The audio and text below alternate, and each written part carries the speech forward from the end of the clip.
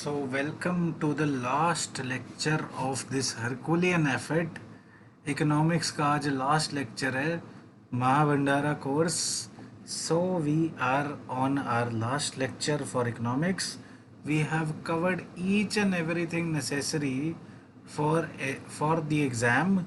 So don't worry at all. आपका paper बहुत अच्छा होने वाला है. करंट अफेयर साथ के साथ हम लोग कवर कर ही जा रहे हैं जी. संडे को वीडियो आती है as you know. So don't worry at all. चलो आज टॉपिक ख़त्म करते हैं. So capital markets, money market हम लोगों ने कर ली थी. लॉन्ग टर्म की मार्केट कैपिटल मार्केट होती है as we have discussed. So maturity of 1 year and above are called as term funds that are medium and long term. So medium and long term दोनों funds यहाँ पे बात होती है जी.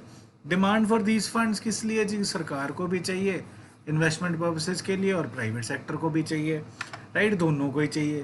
Banks, public financial institutions like LIC, GIC, general insurance company, LIC तो पता ही है, life insurance company, and DFIs that are development financial institutions.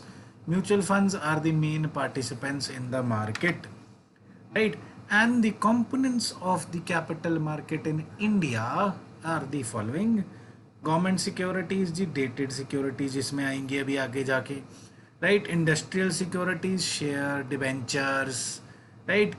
Developmental financial institutions, merchant banks. Merchant banks क्या होते हैं भाई, बताना जरा कमेंट में please. What is the difference between retail banking and merchant banking? Please tell me in the comment section. Mutual funds sir, mutual fund सही है, बिल्कुल सही है, पर ध्यान रखना रेड ही कलर और red herring पर्सपेक्टस.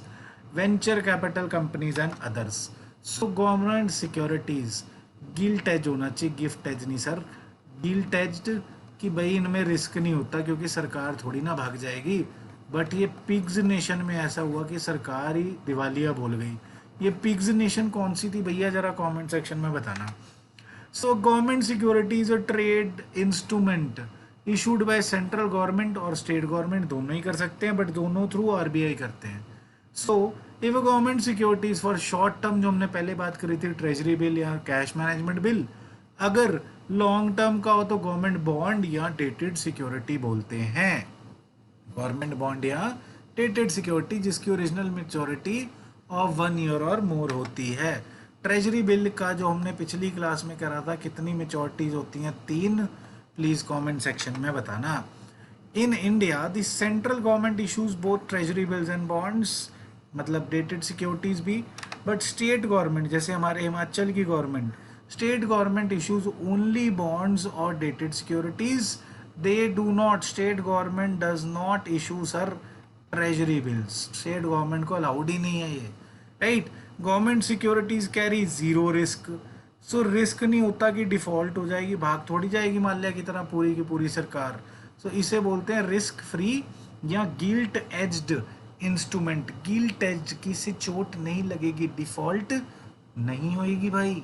So government of India also issues saving instruments like saving bonds, किसान विकास पत्र, all right. So and special securities like oil bonds. But these are not issued through RBI and they may not be tradable, whereas these bonds are tradable sir, right? So dated government securities are long term security, carry a fixed or floating coupon rate or interest rate. Treasury bill zero coupon bond थे, कोई interest नहीं था but discount पे मिलते थे. इन पे interest है जी, fixed भी हो सकता है, फ्लोटिंग भी हो सकता है. अरे फ्लोटिंग का क्या मतलब है, पानी में रहता है क्या?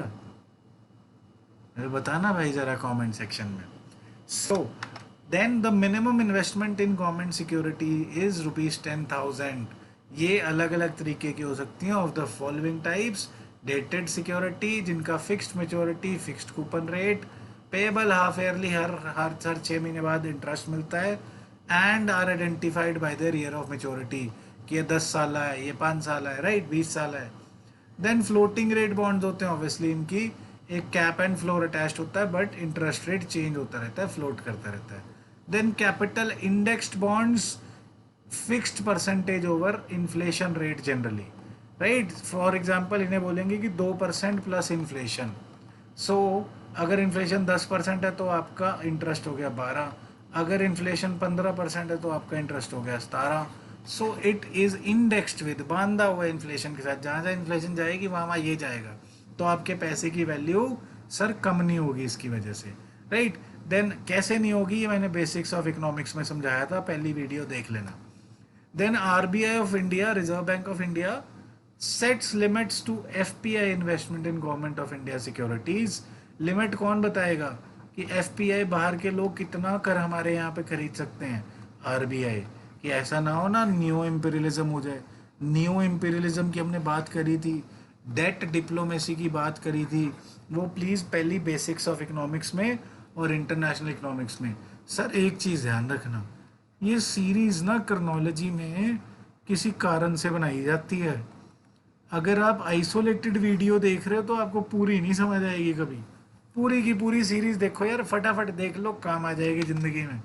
Then state development loans state government raise करती है, अगेन थ्रू आरबीआई करती है, डेटेड सिक्योरिटी कर सकती है, and one of the most important thing, they qualify state dated security also qualify for SLR, statutory liquidity R for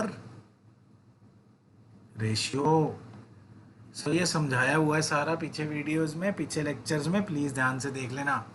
so interest is again serviced half yearly, and ये RBI ही इशू कर रहा है। They are also eligible for collaterals at LAF, ये भी समझाया हुआ, राइट। सो डीएफआईज और development finance institution, development banks, ये चार बड़े नाम है जी, ध्यान रखना।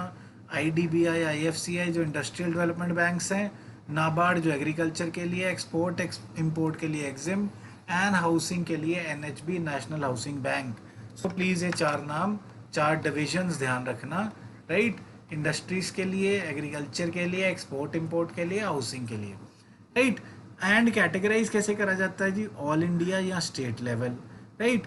ऑल इंडिया को कैसे, टर्म लेंडिंग इंडस्ट्रीज के लिए, रीफाइनेंसिंग मतलब आपने लोन ले लिया, रीफाइनेंसिंग बैंक ने लोन दे दिया 20 साल का इंफ्रास्ट्रक्चर को, बट बैंक को तो डिपॉजिट वापस भी करने हैं। सो अब ये क्या करे, लोन लेके रीफाइनेंसिंग नाबार्ड के पास चला जाता है कि भैया आप इंफ्रास्ट्रक्चर प्रोजेक्ट से आप ले लेना, मुझे अभी वापस कर दो 4 साल बाद ही, 16 साल बाद आप ले लेना।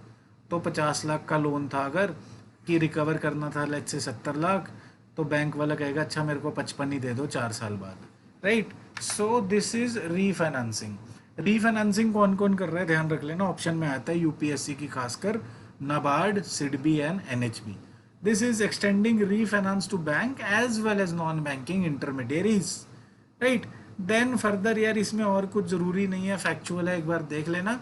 देन मर्चेंट बैंकिंग जो मैंने पीछे सवाल पूछा था, तो रिटेल बैंकिंग तो होगी इंडिविजुअल के साथ, बड़ी बड़ी कंपनीज के साथ सर, जिन्होंने शेयर बेचने हैं, तो शेयर को अंडर राइट करा जाता है। अंडर राइटिंग क्या होता है शेयर का, कि मतलब सपोज आप कंपनी खोल रहे हो, आप शेयर बेचने में माहिर तो नहीं हो ना, सो आपने 100 रुपये का एक शेयर बेचना और इससे 10 करोड़ रुपए इकट्ठे करने हैं बेच बेच के। सो अब क्या करता है बैंक वाला, मर्चेंट बैंकिंग वाला, आपको एक तो सही टाइम बताता है कि कब इन्वेस्टमेंट हो रही है मार्केट में, अब लॉन्च कर दो, और ऊपर से अंडर राइट कर देता है कि चलो आप 100 का शेयर मैं बिकवा देता हूँ, मुझे 98 का दे दो, 98.5 का दे दो। सो कंपनी से डील करने के लिए इन्वेस्टमेंट बैंकर जो बहुत बड़े बड़े बनते हैं, that is called merchant banking, right. Consultancy service भी साथ में देते हैं। Then CIS collective investment scheme, जिसमें बहुत सारे आते हैं, बहुत सारे इन्वेस्टमेंट स्कीम आते हैं, in which several individuals come together to pool their money. आपने देखा होगा मार्केट वाले लोग, मार्केट में जो दुकानें होती हैं कमिटियाँ डालते हैं कि चलो, पहले बच्चे हमारे ज़माने में स्कूल में ऐसे करते होते थे कि चलो सारे 12 लोग मिलके 100 रुपये हर महीना डालेंगे, जैसे मेरा अगस्त में बर्थडे होता है तो मुझे 1200 अगस्त में मिल जाएंगे, जिसका नवंबर में होता है उसे तब मिल जाएंगे। So collective investment scheme, but they exclude mutual funds and are regulated by SEBI.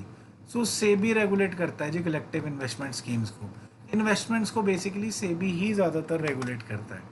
Then alternative investment funds, जो ट्रेडिशनल इन्वेस्टमेंट फंड्स थे उनसे हट के मनी मार्केट को डेप्थ देने को, कैपिटल मार्केट को डेप्थ देने को, पैसे को सर्कुलेट करने को ऑल्टरनेटिव इन्वेस्टमेंट फंड बनाए newly created class of pooled in investment vehicles for real estate, private equity, hedge funds, right?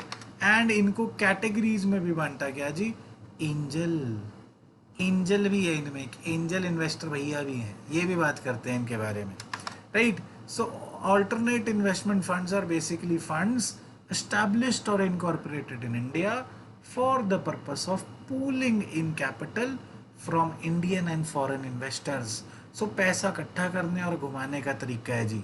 So categories में बांटा क्या है, देखो कैटेगरी 1 जो इन्वेस्ट कर रहा है स्टार्टअप में, एसएमईज में, राइट? कैटेगरी 2 जो इक्विटी और डेट में कर रहा है, right? Socially and economically viable is category 1, normal professional commercial is category 2, equity and debt. Category 3 is short term returns achieved by employing complex trading strategies. So देखो ये बहुत ही भला था, ये नॉर्मली कमर्शियल था, ये चालाकी होगी जी। So please remember these categories, right? Going further जी, REITs, these are real estate investment trust like mutual funds. Again CIS है, कलेक्टिव इन्वेस्टमेंट स्कीम है। मैं तेज़ इसलिए चल रहा हूँ भाइयों और बहनों कि मुझे कहा गया सर पेपर आ रहा है, जल्दी जल्दी ख़त्म कर दो, तो इसलिए तेज़ चल रहा हूँ। कोई डाउट हो यार please feel free, this is my number 9041943251। एक व्हाट्सएप छोड़ देना सर, ये डाउट है, आपको रिप्लाई मिल जाएगा definitely. So REITs are what, these are real estate investment trust. कि अगर अब आपको लेट्स से भाई एक ब्रिज बन रहा है, टोल प्लाजा बनेगा, आपको लगता है इसमें फ़ायदा होगा, बट अब ये हज़ारों करोड़ों का ब्रिज है, आप 1000 करोड़ तो दे नहीं सकते। सो एक रीट में आप इन्वेस्ट कर सकते हो जो इसके लिए बना था। इसका एक यूनिट लेट से 5000 का है, सो अब इस ब्रिज में 5000 आपके भी हो गए भैया, राइट? एंड बेसिकली इन्वेस्ट किस में कर रहे हैं रीट्स में? इंफ्रास्ट्रक्चर में। No need to go into too much details. अब म्यूचुअल फंड्स जो आजकल सही है चल रहा है, करते क्या है भैया? So mutual funds raise money from public and invest them in stock markets, bonds etc. से भी रेगुलेट करता है। सो एक मैनेजर रख लिया जी, फंड मैनेजर, जिसने MBA करी थी, बड़ा अच्छा MBA करी थी, शेयर मार्केट में कोर्स कर रहा था, बड़े घूमते हैं ऐसे। सो इनको रख लिया भैया, और 10,000 लोगों से 5,000 रुपया इकट्ठा कर लिया, और ये भैया इन्वेस्ट करेंगे, ये भैया इन्वेस्ट करेंगे और फ़ायदा कमाएंगे और इनमें बांटेंगे। That is mutual funds, right? And mutual funds sir open ended and close ended भी हो सकते हैं। Mutual funds can be open ended as well as close ended, जो आप मुझे कमेंट सेक्शन में बताओगे कि क्या होते हैं open ended and close ended. Then hedge fund, hedge fund is just like a mutual fund, but both are investment vehicles which pool investors money, again collective investment ही है, and as per the fund's mandate and returns are distributed amongst unit holders. But इसमें फ़र्क क्या है? Hedge funds use strategies far more complex than mutual funds. They are less transparent. Sir hedge word किसी और चीज़ से बना था, वो कहानी कभी और सुनाऊंगा। बट अब क्या है जी, ये थोड़ा सा इलीगल या शेडी सा इन्वेस्टमेंट होता है hedge fund, right? SEBI regulates them under AIF, alternate investment funds. Then venture capital जी, नवी नवी आई है थार वे जट्टा, है ना? सो ये क्या करते हैं, नवी नवी वेंचरों में फाइनेंशियल इंस्टीट्यूशंस होते हैं, इंस्टीट्यूशन बनाया होता है जिसका काम ही होता है कि स्टार्टअप को हेल्प करना, स्टार्टअप्स को हेल्प करना कि वो अपने पोटेंशियल से ग्रो कर सकें। ये इंस्टीट्यूशन है सर, ध्यान रखना। Angel, what is an angel? अपनी अपनी एंजल को याद कर लो भाई, है ना? सो एंजल इन्वेस्टर कौन है? ये वेल्दी इंडिविजुअल है। Venture capitalist was an institution, wealthy individual जो स्टार्टअप में इन्वेस्ट कर रहा है वो एंजल इन्वेस्टर बोला जाता है, right? So please don't confuse venture capitalist with angel investor. This is an institution, this is an individual, please remember this, right? And private equity क्या है जी? अब मैंने IPO निकाला, किसी ने लिया नहीं, कोई कह रहा भैया 500 का शेयर दे दो, इससे बढ़िया मैं क्या करता हूँ, इक्विटी, प्राइवेट इक्विटी प्लेस कर दी। That is the placement of equity is private, not through an IPO. It generally has a lock in period as well. The company may be listed or not. इसका क्या मतलब कि मैंने एक अमीर company को या एक अमीर आदमी को ही अपनी कंपनी के 500 करोड़ या लेट्स से 2 आदमियों को 500 करोड़ के बेच दिए, एक कंपनी और एक आदमी को, आईपीओ निकाल के झंझट करने से अच्छा मैंने सोचा यही कर लेते हैं। बट मुझे पैसे चाहिए ना, बिजनेस करना है, तो इन लोगों ने शेयर बेच दिए, फिर एकदम से हटा दिए फिर। सो लॉक इन पीरियड भी होता है कि इतने इससे जल्दी आप नहीं निकाल सकते, राइट। हुंडी यार ये पिछली बार यूपीएससी में आया था 2021 2020 में, sorry. So please remember this, what is this. हुंडी एक तरह से पुराने जमाने का ट्रैवलर्स चेक होता है सर। इसे जो ऑप्शन यूपीएससी ने दिया था, इसे बोला था बिल ऑफ एक्सचेंज होता है। सो बेसिकली पहले क्या होता था यार, बैंक तो होते नहीं थे। सो बैंक है नहीं, अब बंदे को जब भाई साहब जाना है, लेट्स से थाईलैंड जाना है, थाईलैंड तो क्या जाना था उस टाइम, तो मतलब इंडिया से लेके बांग्लादेश जाने को ही 10-10 दिन लग जाते थे। घोड़ा गाड़ी पे जाना है, पैदल जाना है ना। रास्ते में इतने सारे पैसे, अब वहाँ जाके रहना है 6 महीने, और आने में भी 1 महीना लगेगा या 10 दिन लगेंगे। सो अब इतने सारे दिन आप इतने सारे पैसे उठा के तो जा नहीं सकते। सो ऐसे कुछ कास्ट होती थी, कुछ सरनेम्स होते थे जो ट्रेडिशनली ये बिजनेस करते थे कि भाई लेट्स से एक एक्स वाई जेड कास्ट है, मैं कोई कास्ट नाम नहीं लेता ऑब्वियसली। सो कोई एक्स वाई जेड क्लैन या कास्ट है जिन्होंने ये काम खोला हुआ है जी, वो बैंकर्स, ट्रेडिशनल बैंकर्स हैं जी। सो वो क्या करेंगे, सपोज आपने चंडीगढ़ से बांग्लादेश जाना है। सो चंडीगढ़ में आपको वो एक पर्चा दे देगा कि सो एंड सो पर्सन, जिसकी फ़ोटो भी यहाँ बनी है, कि इसको 2500 रुपये वहाँ पे मिल जाएंगे। और वहाँ पे उन्हीं की क्लैन का, उन्हीं के बिजनेस का, कास्ट का बंदा बैठा होगा, जो इसको आप ये पर्चा दोगे वो आपको 2500 दे देगा, आपका महीने का खर्चा चल जाएगा। उस ज़माने की बात है, अब नहीं 2500 में कुछ भी चलता, right. So a hundi is a written order made by person directing another to pay a certain sum of money to a person named in the order. सीधी सी बात कि मैंने दिया और दूसरे से पैसे ले लिए। Hundis now have no legal status. Now they are not. Earlier they were negotiable instruments. Now they are not negotiable. Right? They do not have legal status. Basically क्या है, travelers check. Please remember. Right? Then chit funds जी, पर्चियाँ पालेंगे, पर्चियाँ। So chit funds वही committee वाली बात, group of people save together the fund that develops is use for investment to generate returns. 50 लोगों ने 10-10 हज़ार जोड़े, फिर उन्हें शेयर में इन्वेस्ट कर दिया, या कुछ और बैंक में रख दिया, या प्रॉपर्टियां ले ली, या सोसाइटी डेवलप कर दी, बिल्डर बन गए। And members who want to borrow can also borrow. It is also a saving kind of a scheme, and these are governed by state or even central laws depending upon the territory obviously। then QIPs जी, ये हमारा तो एक famous course भी है, but qualified institutional placement. Again IPO की जगह मैंने क्या करा, अपने शेयर एक इंस्टीट्यूशन को पकड़ा दिए कि भैया आप रख लो, आप कर दो इसमें इन्वेस्ट, मैं नहीं बेचता आईपीओ के थ्रू, खज्जल नहीं होता, right. Then NBFCs, non banking financial companies, ये हम पहले बैंकिंग में डिस्कस कर चुके हैं सर। सो फर्दर जी, ईसीबीज क्या है, इसको थोड़ा ध्यान से सुनना, थोड़ा सा आराम से चलेंगे। एक्सटर्नल कमर्शियल बोरिंग्स, कमर्शियल है सर वर्ड, कमर्शियल मतलब बिजनेसेस बाहर से ले रहे हैं।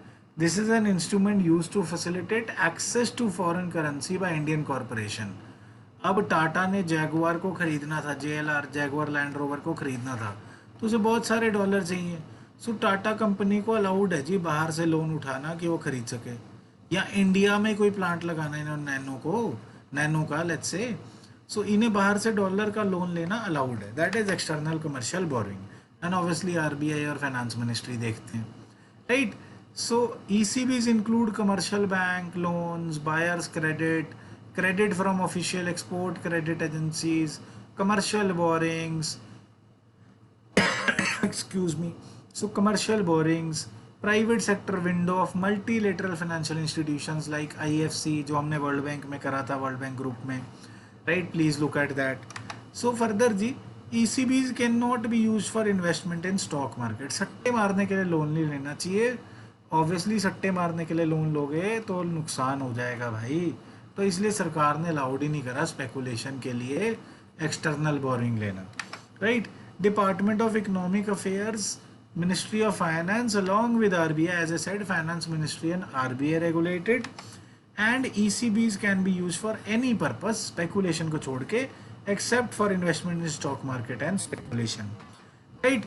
ECBs can be raise through two routes, automatic rule and approval route. Approval route उनके लिए होता है जो थोड़ी सी स्ट्रेटेजिक चीज़ हो या बहुत बड़ा अमाउंट हो तो सरकार से पहले परमिशन ले लो।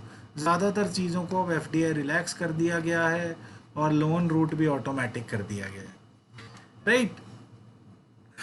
So one more thing to understand euro issues. Indian companies are permitted to raise foreign currency resources, foreign currency, dollar, pound, etc. Right? So all these through issue of foreign currency convertible bonds. ये चीज़ ध्यान से सुनना भाइयों, समझ नहीं आएगा। Bond का मतलब ही होता है, बॉन्ड एक कागज़ है जिसके बल पे आप लोन लेते हो, right. Bond is nothing but a paper on bond.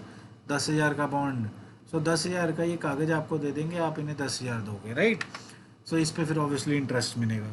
So bond से भी बाहर की कैपिटल कर सकते हैं रेज, इक्विटी शेयर से भी कर सकते हैं through global depository receipts to foreign that is institutional investors और individual residing abroad. The euro issues include euro convertible bonds and global depository receipts, sir. Right? So euro convertible bonds में क्या है कि European see depository receipts and bonds, these are different things. अभी आगे जाके मैं दोबारा से समझाता हूँ इसे, right? Then credit default swap क्या है जी? It is a form of insurance debt default. When an investor buys corporate or government bond, he or she faces the risk कि भाई भाग ना जाए। The investor can insure its investment.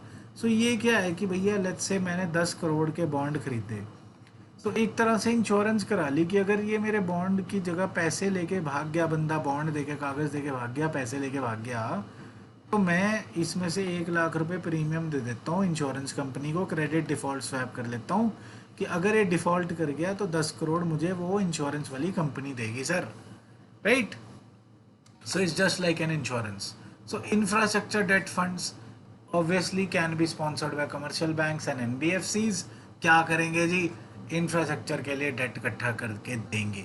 Then FIIs, foreign institutional investors, investment in debt.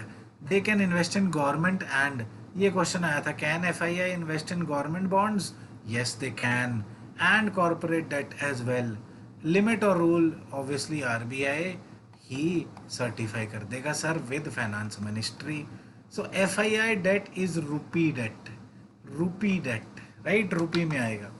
Then take out financing, बड़ी simple सी बात है, इतना लंबा आप देख लेना, but what is take out financing? Simple, very simple. अब मेरे पास जी एक बैंक है फॉर एग्जाम्पल, अब मैंने एक ब्रिज बनाने वाला कहता है मुझे लोन दे दे भैया 25 साल का, तो मैं कहता हूँ भाई साहब मुझे डिपॉजिट भी तो वापस करना है 25 साल का और 500 करोड़ का। मैं कहता हूँ भाई साहब मैं 25 साल नहीं दे सकता, मैं तो 5 साल दे सकता हूँ, तो मैं बिकॉज मैंने तो डिपॉजिट भी वापस करने हैं। बट ये ब्रिज वाला बोलता है मेरा 5 साल में तो ब्रिज बनेगा नहीं जी, 25 साल में, 5 साल में, 6 साल में ब्रिज बनेगा इंडियन स्पीड पे, फिर उसके बाद मैं टोल इकट्ठे करूँगा तो 25 साल में ही वापस कर पाऊँगा। सो बैंक को मैं बोला नहीं भैया मैं नहीं दे सकता। सो इस वजह से क्या हुआ, ब्रिज नहीं बनेगा। सो अब हमने क्या करा टेक आउट फाइनेंसिंग में कि हमने एक इंस्टीट्यूशन एस्टेब्लिश कर दिया सरकार ने, लेट्स से ABC इंस्टीट्यूशन कर दिया।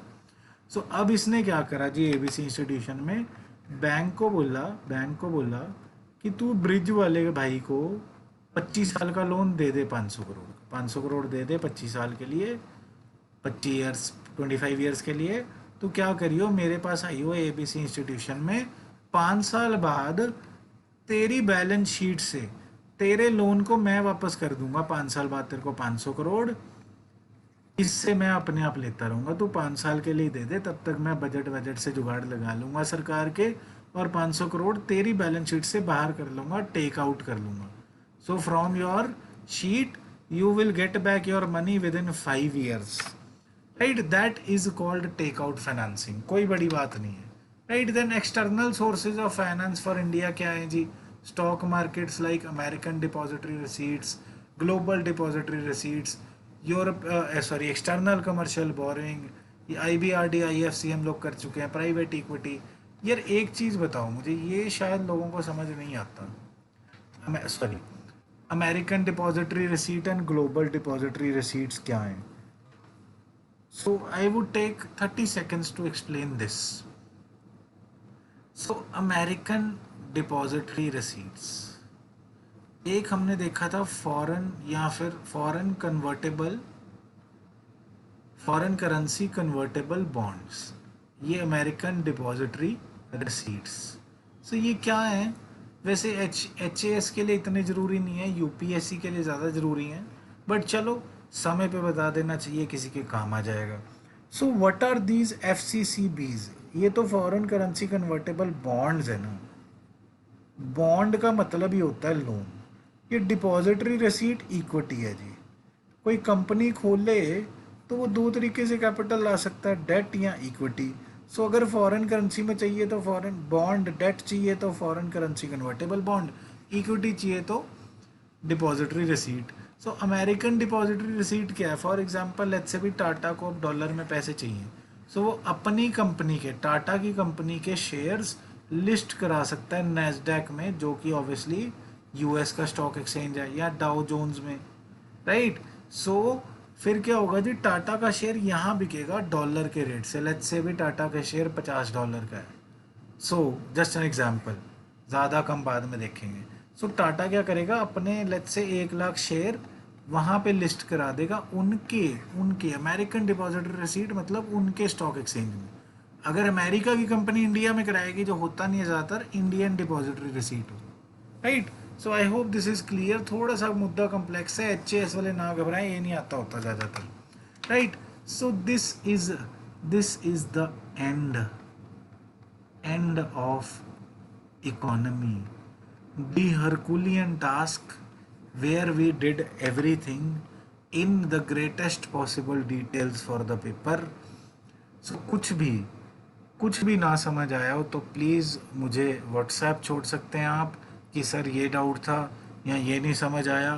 And day after their would be a test for economics, whichever thing we have covered that would be asked on the basis of MCQ test prelim based। आपको उसका PDF question paper मिल जाएगा, then sufficient time बाद उसी की answer key मिल जाएगी in that small video with test mentioned, economics test mentioned on the PPT। And उसी वीडियो के पिंड कमेंट्स में आपको एक PDF अटैच्ड क्वेश्चन पेपर मिल जाएगा, और relevant sufficient time 1 hour 50 questions का टेस्ट होगा। सो 1 आवर बाद आंसर की सर उसी के साथ अटैच्ड मिल जाएगी। So I hope I could simplify economics to the best of my ability, and शायद आपको ये काम आए ज़िंदगी में। So thank you so much Himachal for your immense love. Thanks a lot.